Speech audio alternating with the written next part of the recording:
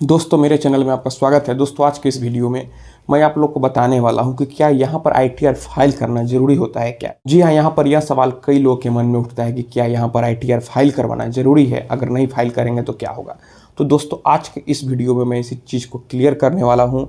तो दोस्तों इसे जानने के लिए आप इस वीडियो में अंत तक बने रहें, और अगर आप मेरे चैनल पर नए हैं तो फिर चैनल को सब्सक्राइब करके बेल आइकन को भी प्रेस कर लीजिए, ताकि मैं जब भी कोई ऐसी इन्फॉर्मेटिव वीडियो आप लोग के लिए अपलोड करूँ तो फिर आप लोगों को उस वीडियो की नोटिफिकेशन मिल सके। दोस्तों यहाँ पर अगर आप इनकम टैक्स रिटर्न फाइल करते हैं तो इसमें आप ही का बेनिफिट होता है। यहाँ पर आपका जो भी इनकम है, चाहे आपका इनकम सैलरी से है या फिर आप बिजनेसमैन हैं या फिर आप कोई भी प्रोफेशनल हैं, किसी भी तरीके से अगर आपका इनकम होता है तो आपको अपना इनकम टैक्स रिटर्न जरूर फाइल करना चाहिए। अगर आप यहाँ पर इनकम टैक्स के दायरे में नहीं आते हैं, जो आपका इनकम है वो इनकम टैक्स के दायरे में नहीं आता है, तो भी यहाँ पर आपको अपना इनकम टैक्स रिटर्न फाइल करना चाहिए। इससे आप ही को बेनिफिट मिलेगा। सबसे पहला बेनिफिट यह मिलेगा कि अगर आपका किसी भी ट्रांजैक्शन पर टीडीएस कट गया होगा, चाहे बैंक में आपने एफडी कराया होगा या फिर किसी भी ट्रांजैक्शन में अगर टीडीएस कटता है, तो फिर अगर आप इनकम टैक्स रिटर्न फाइल करते हैं, आप इनकम टैक्स के दायरे में नहीं आते हैं, फिर भी अगर आप अपना इनकम टैक्स रिटर्न फाइल करते हैं तो जो भी टीडीएस कटा हुआ है आप उसे रिफंड ले लेते हैं।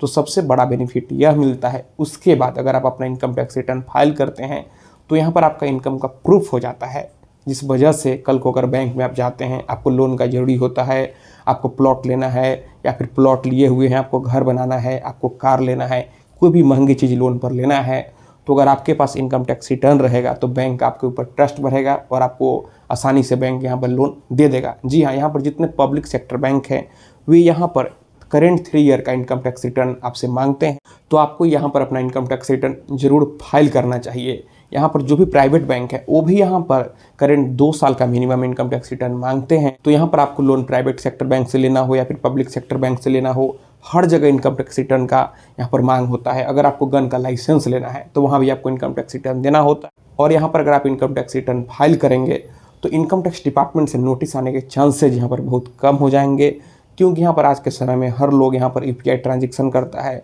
यहाँ पर किसी और का ट्रांजेक्शन भी आप अपने अकाउंट में कभी कभी कर देते हैं।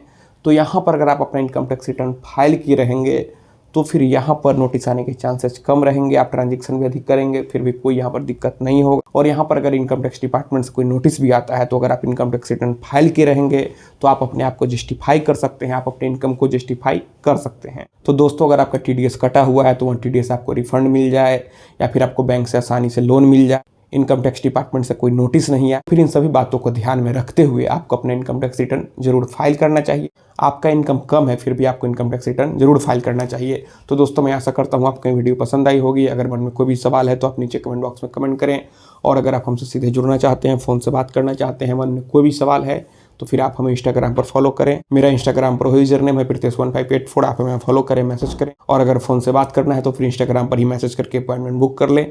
तो दोस्तों आप इस वीडियो को अपने दोस्तों और रिश्तेदारों में भी जरूर शेयर करें। हम लोग मिलते हैं अगले वीडियो में एक नए टॉपिक के साथ। तब तक आप अपना और अपने परिवार का ख्याल रखें।